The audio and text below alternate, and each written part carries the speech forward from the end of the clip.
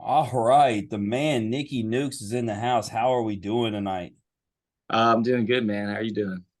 Man, we are blessed. Talking to a guy who's a part of the number one team in the country who just, does everything, man. Dropping bombs, team guy, in his second season. But we're going to get into all that Wake Forest stuff here in a minute. We want to kind of break the ice, find out about you. If you were to put on the ear pods right now and you were to pick one song, what is your song right now you're vibing with?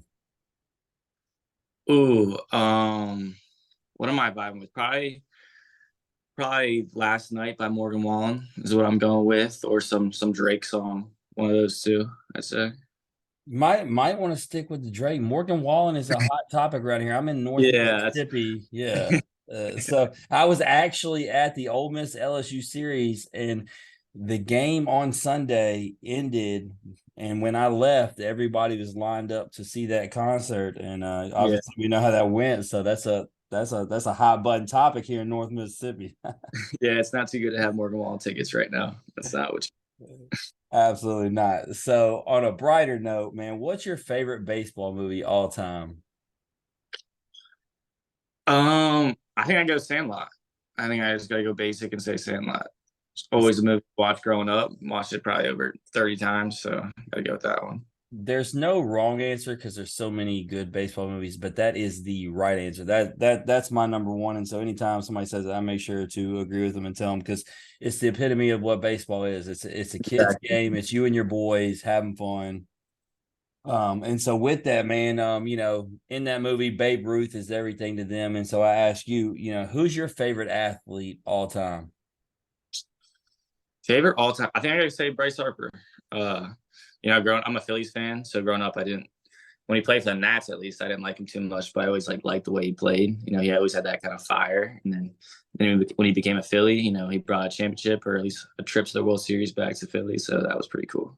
Are you Adam Cesari's like clone because he answered that question verbatim, even with the whole Nationals Phillies part? Like, No, I didn't know that. Yeah, I mean, I know he was like he's a guy we both kind of resemble our game around, but yeah, I didn't know that. no doubt. So y'all got the same boy. Y'all rooting for the same team. So y'all got something to do if they make postseason run again. Which I think there's. I haven't got to pay. I'm all in on college baseball right now. So I don't think the Phillies are doing as hot as they No, were last year. great right now, but hopefully they turn around. Yeah, all good. Plenty of time. Plenty of time. But with that, man, let's get into your story. So where are you originally from? I'm from Lancaster, Pennsylvania. It's a small town like outside of Philly, like about 45 minutes from Philly. Gotcha. And family dynamics, man. If I see this correctly, you got three siblings. Yep, three siblings, two older brothers and a younger sister. All right, so you kind of fall somewhat in the middle. Senior older brother played baseball as well. As far as obviously I know there's some gaps in there between the four of y'all, but was it real close brothers and sisters, or were you a lot of competition? How was it in the household? Yeah, I mean, so my two brothers are about 10 years older than I am. They're my half brothers.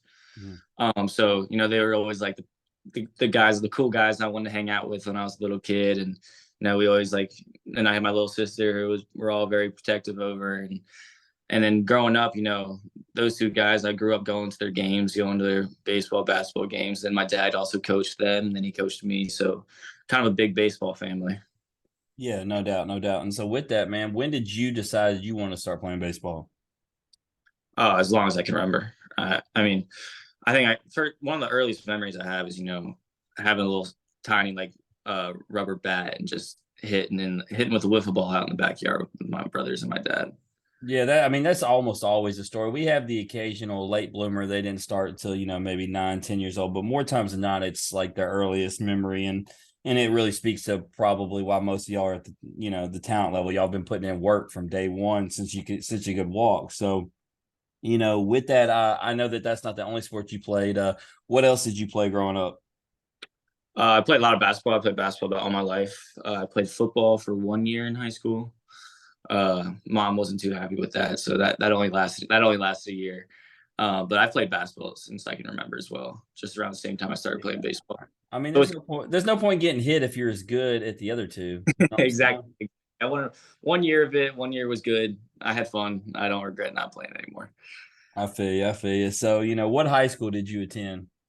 So for my freshman year of high school, I went to a public school called Manheim Township, and then from there I transferred to a boarding school in Tennessee called Baylor. Not Baylor, Texas, but Baylor in Tennessee, Chattanooga. Interesting. Yeah, no, I did. I saw the Baylor. I did not even notice that that was in Tennessee. So that's pretty interesting dynamic. I seen though you were ranked the number 10 recruit out of Pennsylvania, which that makes it all the more interesting because you were playing in Tennessee. But number two first baseman, you earned all region honors in baseball as well as all state. Also played basketball, as you mentioned. You were all region twice in that. So I want to talk about the basketball for a second. We have so many baseball players come on here and lie to us, Nick. They tell us they can hoop, and then we'll talk to their teammates, and they say their game is busted. They ain't got a jumper or nothing. I ask, can you still hoop, Nick?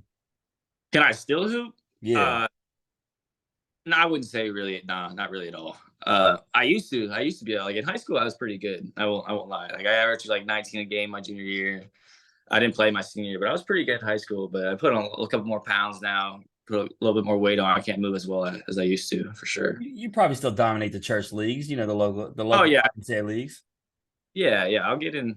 I'm a good post guy. I'll get in there. My post moves are pretty good. I can't shoot for much, but I can work inside the paint for sure. Yeah, no doubt. So, you say you go to the private school, you obviously are the boarding school, and you move off to there. What's the competition like, down there in Chattanooga for your high school? Yeah, so we played teams from Nashville and Memphis, so we were kind of all around the state of Tennessee. It was pretty good. I mean, we have a lot of. I mean, our team was kind of like we were really good. We had almost a full like team. Like our whole lineup was almost ACC or SEC committed. My own teammate Danny Corona, he went there with me as well. Out of my class, we had Cooper Kinney. He got drafted in the first round 2 years ago out of high school. Like we had some good guys, but nonetheless, like I wouldn't like the talent in the league was pretty good. We had almost every team had one or two Power Five guys. So I'd say more than like my usual public school league. But honestly, I mean, it could have been a little better, but it was still fun. We had a great time. There's good competition, and we saw the guys ace the best arm they had almost every game. Yeah, I mean we're very familiar. All three of us are from Memphis. Our main host, who isn't here, he played for Bolton, who's not a powerhouse now because Arlington kind of stole the show, but they were then in the Memphis area and played against all the Tennessee teams. Now, like I said, I'm in DeSoto County, so you got DeSoto Central and Lewisburg who are putting out guys all around the SEC right now. So it's a real, like you said, the Tennessee area, North Mississippi, it's a real talent rich area, and you get good competition, which obviously makes you better for the long run. So with that, man, were you able to play travel ball with being able playing basketball and playing, there at high school? Yeah, I played over the summer back home. I didn't do anything in the fall because we were ramping up for basketball season, but I did summer with a team called the Mid Atlantic Red Sox. They're out of Maryland. Gotcha. And so at what point, with your athletic talent, with what you're doing on the diamond, do you start getting approached for colleges, getting real consideration? So I committed to Wake Forest my freshman year of high school. Actually, so I was one of the really, really early ones. I think I got my first phone call like the summer going into my freshman year. And then I was on the USA like developmental team, like 14U and then 15U trials. I was there. And that's where a lot of the teams saw me. That's when Wake first contacted me and some of these other ACC schools. So I say around like the fall of freshman year is when schools started looking at me. Yeah, and so I mean, you obviously say you'll pick Wake at such an early age. Was it one of those things where they were one of the first ones to jump on you, or is it a school that you were really looking at already? No, they necessarily weren't the first like to jump on me. I wasn't really looking at them either. They weren't. I won't lie and say like they were my dream school, but it was just kind of one of those things. Like when I took my visit and I stepped on campus, it's just like felt right. Like it just felt like it worked. It fixed. It was good. So that's when I was like, yeah, this is the place I want to be. So obviously, based upon the way things are going, I don't even got to ask you if there's any regrets. But we've been talking to a lot of our guests since the rule has dropped down that you can't commit that early, and they've all said that for if not because they would choose a different school, but get a chance to actually visit other schools, really take it in, have time to think about it. Do you like the new rule put in place that you have to wait and you can't commit that early? Um, I don't hate it. I mean, I think that I think they just put in that the coaches can't even talk to him until. I think that they should be able to build their relationship before that. But I don't hate like the coming on campus, seeing it till junior year. I think that's a good rule. Yeah, I feel you. I feel you. So let's get into it, man. When you get into Winston-Salem, what are the emotions like? Some guys are nervous, some guys, are amped and ready to go, and some guys are kind of falling between. Where are you? I was pretty nervous. I was pretty nervous because I actually committed here as a pitcher uh, back in freshman year, and then I kind of changed into a two-way guy, and then I kind of became a hitter only. I didn't really know how much the coaches really saw me hit. I always knew I could hit, but I wasn't very sure. So I was a little nervous, a little anxious coming off campus in the summer. And that's exactly why we do these shows, right? Like you sit there and say to us and to most of the Wake Forest fan base, they probably don't even know, and nationally for that matter, know that you were brought in as a pitcher and didn't know how well you could rake. And here we are, we're Yeah. fixing to get into the numbers, and it's like that's just wild to even think about, and it's good stuff to know, like stuff we would have never known otherwise. And so, I mean, you may have been nervous, but freshman All-American by D1, perfect game, Baseball America, NCBWA, and collegiate baseball. Third team All ACC and ACC All Freshman team, batted 338, 15 home runs, 56 RBIs, 65 runs, and oh, by the way, led the ACC with a 422 batting average and 550 or 548 on base percentage in conference play. So when I read that back to you, man, when you came into your freshman year, you just told me you're nervous. Did you, in your wildest expectations, ever expect to do that well? No, absolutely not. No, I always knew like I could. I knew I had it like in me, but I was worried about playing. I was worried about winning a starting spot before I was trying to put those kind of numbers up. I'd say. Yeah, no doubt. I mean, like, there's a lot of guys who say they just kind of they go and they don't set any expectations, and there are some, and I can only imagine if you did have expectations. I mean, those are some gaudy numbers. I knew you were going to say you exceeded. If you had higher than that projected, you were really killing yourself. But being that you said you were nervous, I knew that wasn't going to be the case. Yeah. So, No.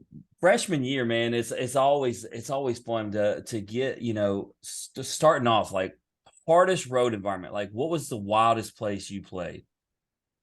NC State last year for sure. It was the last series of the year. We both needed to. Us and them were kind of on the bubble of making the tournament.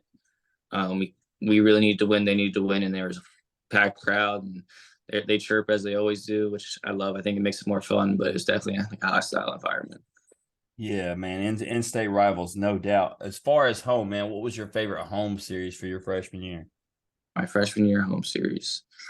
Uh, oof, trying to think back. I think Clemson, Clemson or Louisville last year were both good ones. Louisville was a Mother's Day weekend, so we had a pretty good crowd for that one. Clemson, we always have a big crowd for Clemson. That's one of our good rivals.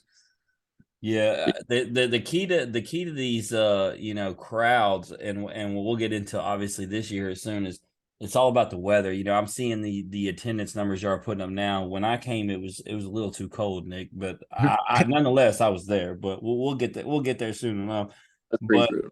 yeah, so y'all get to regionals, man, at College Park, Maryland.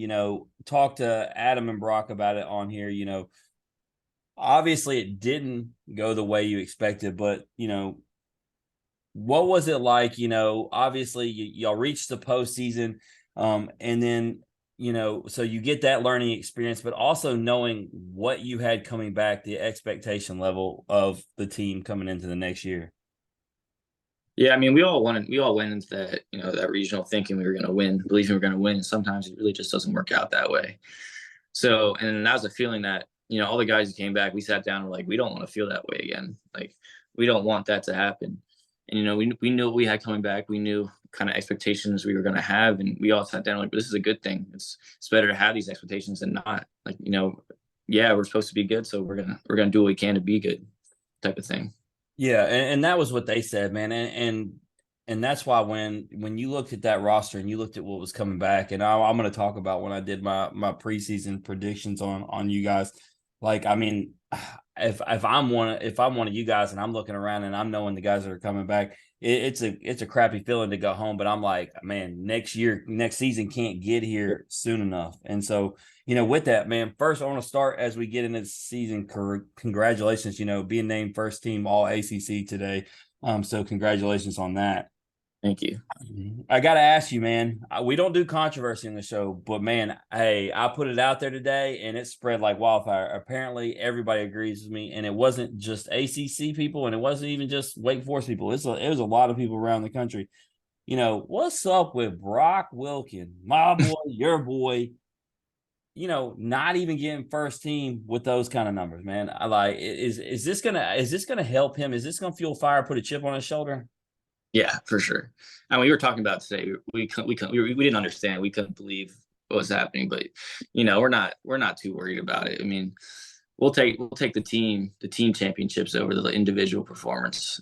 Oh, absolutely, every time. And Ethan Petrie had messaged me because they played ball together, and he's like, man, it's not going to bother him because he's an even better person than he is ball player. So he said it's not going to deter him at all. Yeah, we talked about it, but we're focused on what's to come, the bigger things, the more important things. Absolutely. So, your stats this year, man, only 371, 21 home runs, 61 RBI, 60 runs. And, man, you've been walked 49 times, and that's not even including HVPs or anything like that. So let's get into it, man. What I was talking about preseason, I wrote about y'all all the way back in October. Had y'all preseason ranked number 3, did my homework, felt like y'all were a threat to win it all. I actually have my money on y'all at the casino. I got y'all at plus 4,000, Nick, because people weren't doing their homework. Vegas did not know, and here y'all are, obviously sitting number 1. We had Brock and Adam on, like I said, went 10 hours to watch you guys play against Notre Dame with my son, regardless of the weather, regardless of it being cold. It did not stop you from being hot, man. You teed off, you were dropping bombs all weekend.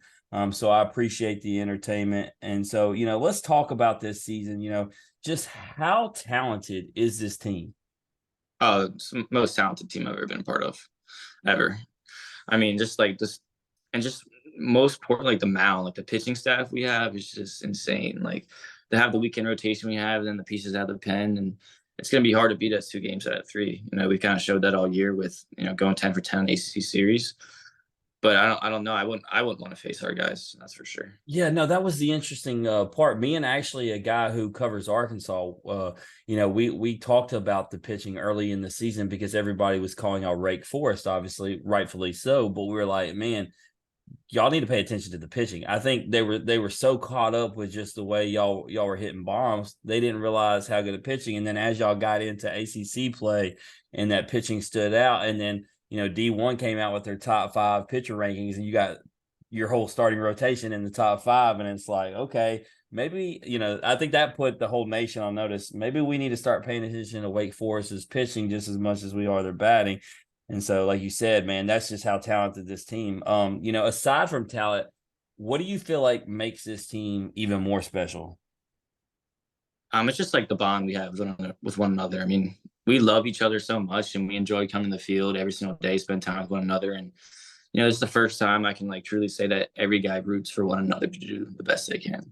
Guys, pulling for their individual stats, wants to have the best average on the team. Like every time someone goes up, we want them to get a hit. We want that guy to strike him out. We just want to win. That's what we want to win as a team. That's all we care about. Yeah, no doubt. And so, is there a series in this season where, obviously you guys feel the way y'all do now, but was there a time like during the season where y'all felt like, okay, we're undoubtedly the best team? Like, I know it sounds arrogant, but like, I know it has to be a talk amongst you guys. Like, guys, this is for real. Like, we're the best team, and there ain't even a question.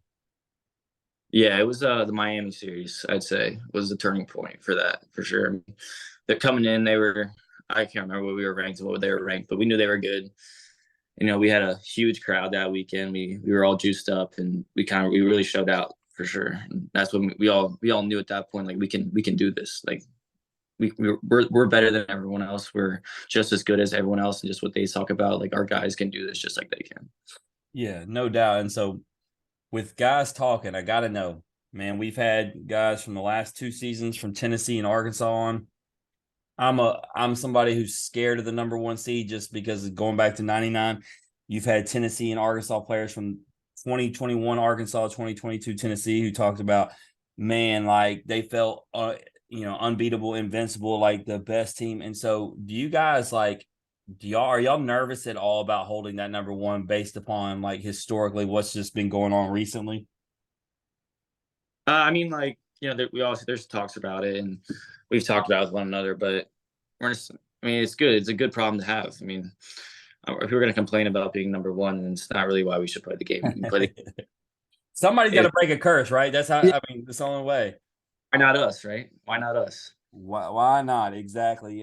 But it was funny because as an LSU fan and my team held number one most of the year, I did not want it.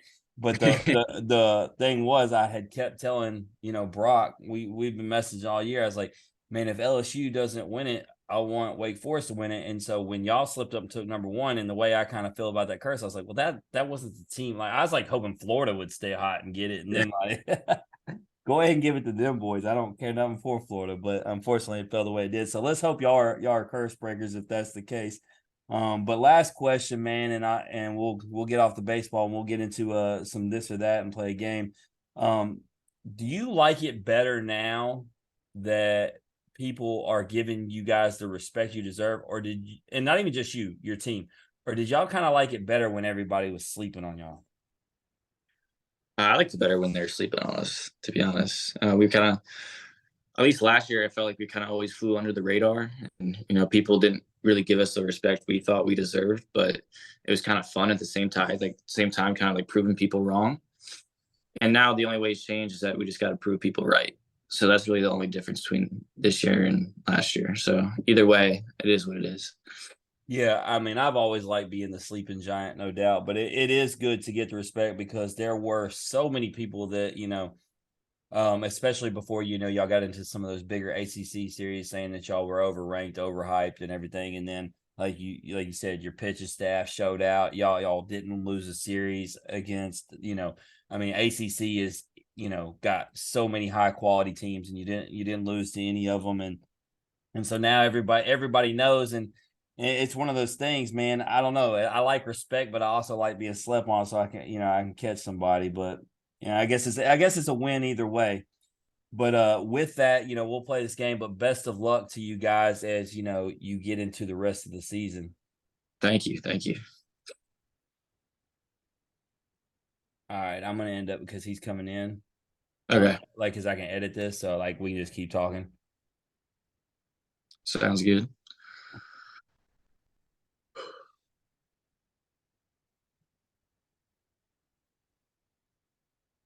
He came in just in time because it was a perfect segue. He could do the game. What's up? What up? All right, you couldn't have came in more perfect timing, just in time for this or that. Like it's still recording, so whenever you've got it pulled up and ready, you can do the this or that, and then thank him for being on the show, plug, promote all that, and go to headlines. No problem. Nick, what up, dude? What's up, man? How you doing? I am freaking great. I can't complain. Sorry I'm a little late. I don't know if Jim informed you. I'm dealing with a newborn these days, so Congratulations. thank you, thank you. So it's kind of been hectic, but I'm ready, man. We can hop into this or that. Let's do it. Go ahead and introduce it as if we're still live into the show. All right. Go ahead. All right, Nick, man, before we get to the end, obviously, we're going to give you a chance to do what every guest that we've had, it's over 200 guests, they're going to play a game called This or That. It's where we get a chance to judge you a little bit, where we get a chance to really learn about who you are outside of baseball, off the diamond. So you down to play? Yeah, let's do it. All right, it's very simple. I'm going to give you two options. You're going to choose one option or the other. I've seen you hit bombs, so I know you can handle this. This is no big deal for you. So, starting off, if you had a time machine, let's say they whittled one up at Wake Forest, the deacon himself, put one together for you. You get a chance to go back in the past, or you can fast forward to the future. Where are you going? On the past. What are you going to do? Are you going to change anything? Just relive it? What's I'm probably gonna go before my lifetime, to be honest. Kind of want to like explore what happened before, old times, and see what it was like. what would be the one thing you really want to know? Like, I want to go back to like the Roaring Twenties, like World War One era, and kind of figure out like why, and how that actually happened. It's always the 20s, Daniel. Always. everybody. I'm going to Dallas to watch the JFK assassination and find out the answer to that damn question. Yeah, that too. I haven't even really given. I just say the questions. I never really give them too much thought. But that kind of, I think I'd have to think about that. If I went in the past outside of my lifetime, what would I do? I don't know. I have to come up with something. You'd have to go back to the 90s when the Cowboys actually won championships. Yeah, when I was wearing my badass starter jacket, man. Man, them were the days. All right, Nick, would you rather be the strongest and the fastest man alive, or would you give all that up to be able to fly? Oh, fly for sure. Yeah, I feel like, outside of gym, I feel like that's the right answer. We've had who was it? We've had two. We had the female gymnast. She said she would, and then I can't remember if it was Trey Morgan or Trey Richardson. It was one of the Treys said it. Yeah, I think being able to fly is where it's at, man. Because Yeah, I gotta do that. you could bypass a lot of headaches if you could just fly. All right, would you rather be trapped in a romantic comedy with your enemies, so a rom-com with your enemies, or a horror movie with your friends? Rom-com. Finally. Wow. He's the first one, and I'm surprised because I don't want to be in a horror movie. But go ahead and ask him about it. Good with horror. I don't need that. No thanks. No, see, I brought this up to our last guest. You get put in a situation like Saw, where you gotta choose whose leg you're gonna cut off. Like, yeah, I'm not doing that. Like, I like Jim and all, but it ain't gonna be me. So, yeah, I think rom-com with my enemies. Maybe, most rom-coms usually turn into happy endings. So maybe, before the end of it, you're friends. Who knows? Yeah. All right. Would you rather attend a concert or a sporting event? And before you answer, think about it in terms of like, this is the bucket list, the creme de la creme of all concerts and all sporting events that you have to choose from. Sporting event. No question. What is the bucket list sporting event on your radar? What do you got to go see? I want to go to like a World Baseball Classic, like gold medal game, like championship game. That's what I want to go to. This past year, I think we talked about this. This past year would have been a legit one to be at. Do you think, Nick, I mean, obviously the popularity now of baseball around the world is grown, but the popularity of the World Baseball Classic, from a pride standpoint, was bigger this year than it's ever been. Do you think they can replicate that, or just the scenario that played out at the end is how they were able to kind of capture the lightning in the bottle, so to speak? Yeah, I think like the Shohei versus Mike Trout was like the perfect ending to it. Even though it ended with the USA loss, I think that kind of captured the moment perfectly. Yeah. USA, we got to do something. We got to bring that thing home. It's due. Who hits better bombs, you or Brock Wilken? I do. I mean, I'll tell you this. I've looked at clips, and they don't talk about, I like Brock. He's a great dude. Put, Wake Forest on the map as far as on this podcast, first Wake Forest guest we had. But when they talk about your home runs, Nick, like adjectives that they use to describe these things you guys aren't even in the same ballpark. Right? Literally. Well, they're not on the same episode together, but this will be like when Lipscomb and Pavoloni were on, and so Lipscomb said, "Well, I hit more; they're just not as far," and that's what Brock would probably try to argue. Yeah, he would say that. Yeah, he would say that. Yeah, it's crazy because you don't get a chance to hear it, I'm sure, unless you go back and you're rewatching games or you hear it. But I'll give you an example of, and this isn't a very good clip. This is just one that I found, but this is an example of how they speak about you and when you hit a bomb. So much more mature, even just over a 1 year period. You see the fun that they're having. Everybody's the camaraderie there in this clubhouse. Oh my gosh, Nicky Nukes just did it. It hurts. Patience paying off those yards.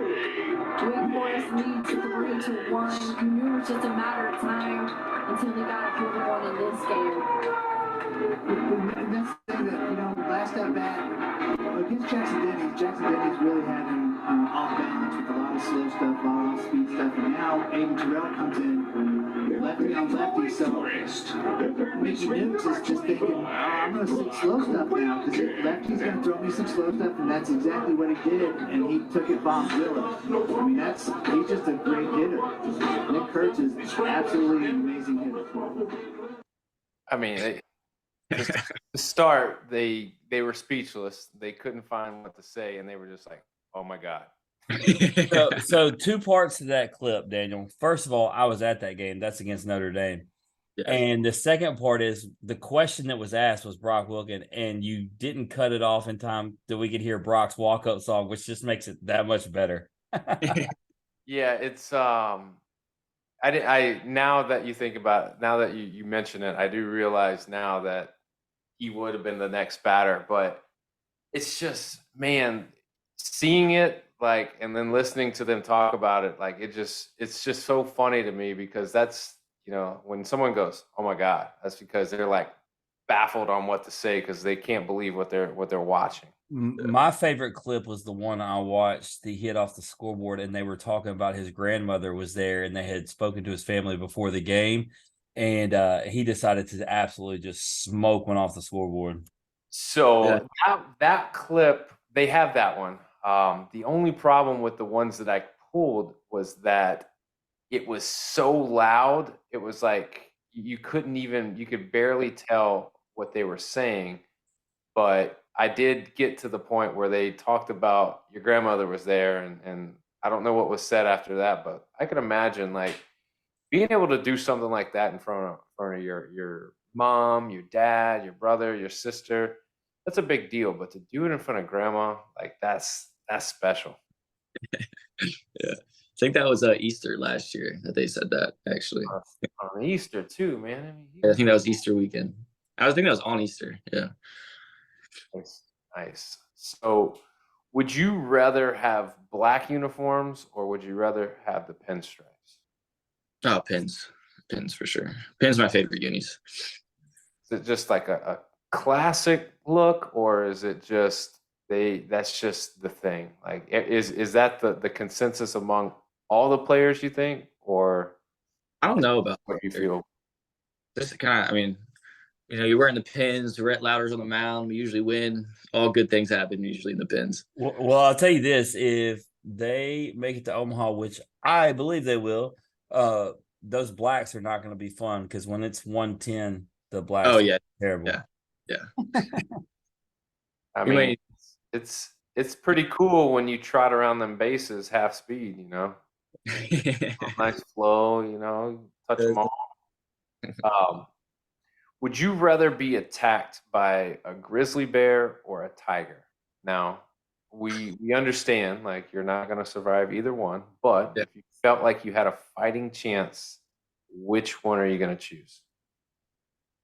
Well, I think the bear would kill me faster than a tiger would. And so if I wanted a quick death, I think I'd go. I think the tiger would just start biting me. I think the bear would just. I think the bear's the scariest thing ever. I mean, so here's the thing, man. It's on the surface, you think, all right, bear's bigger, Bears stronger, but I've seen bears play with their food. I've seen bears hibernate. I've seen bears just. Yeah. But I may outrun the bear too. I doubt it. Yeah, probably not. It's You know how fast 35 miles per hour. Okay, I can't. Like I've seen you move around the bases, man, but I can't. even at 35 miles an hour fast. Yeah. And it's not like so. Like with bears, it's not like they're going 35 miles an hour all at once. But once they get up to top speed, Yeah. they can rumble for a little bit. I still think it's always the right answer. I'd rather just deal with the bear, man. Tigers, you know. Yeah, I'm good with I don't know. Tigers, man, tigers hunt at night. You don't see in the dark. Like, I ain't trying to play that game. At least let me fight something that I can see. Yeah, that's true. That's true. All right. Uh, All right, Nick, this is the last question. It's kind of the benchmark question for season 7. Would you rather betray your best friend, or would you rather go to jail for 5 years for a crime you didn't commit? Now, this is the ultimate betrayal. Like, you're your best friend. You're not coming back from this. Or 5 years for a crime you didn't commit.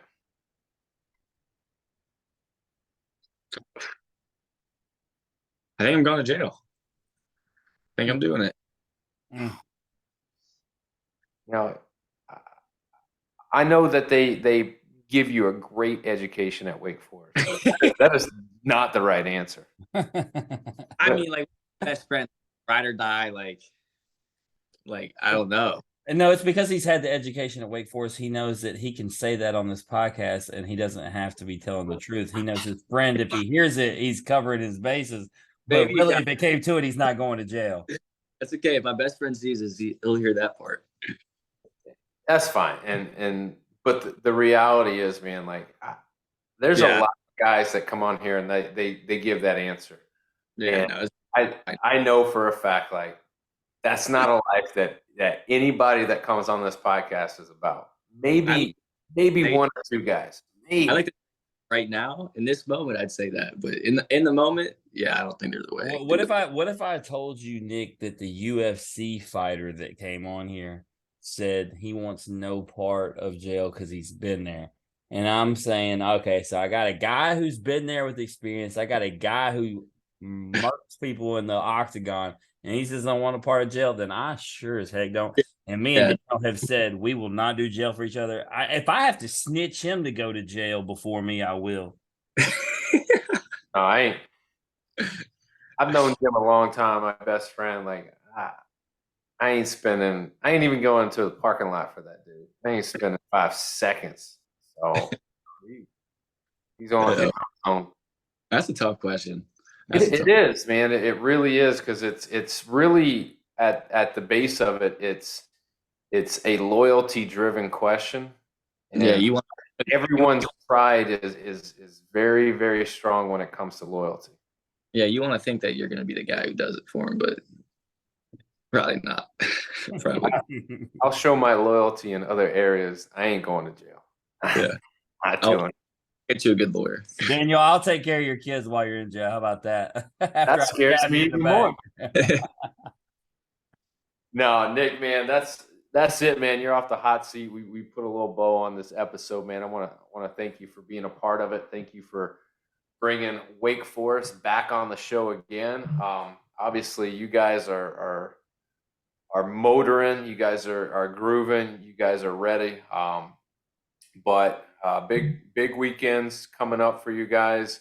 Regardless of the outcome this weekend, you probably are going to host. That's a big deal. In a good position to be. I don't want to say it, man, but a good position to be the number 1 seed overall, whether you believe in that or not. But it's a good thing, man. You guys are crushing it, and you got supporters here. But before you bounce, man, anything you want to plug or promote? Yeah, go follow me on Instagram, Nick Kurtz _8. About it. Look at that, man. I didn't even have to do it. So most people leave out their socials, but man, you threw it out there, man. I will add to it. If you want to keep up with the Demon Deacons, you want to see how the baseball team's faring in the ACC tournament, if you want to see them host a regional, go on over to Instagram at Wake Baseball. Nick, dude, it was an honor, a pleasure. We wish you nothing but luck through the rest of the season. And who knows, man, if things align and a special season is upon us, which it very well could be, we'd like to bring you on, talk about it, and kind of recap it all. Sounds good, man. Thank you. All right, that's Nick Kurtz, everybody. We're going to take a quick little break, but when we come back, we got to talk SEC tournament, ACC tournament. We got to talk college baseball in general. There's some big matchups, big weekend ahead of us. You don't want to miss it, so stick around. We'll be back.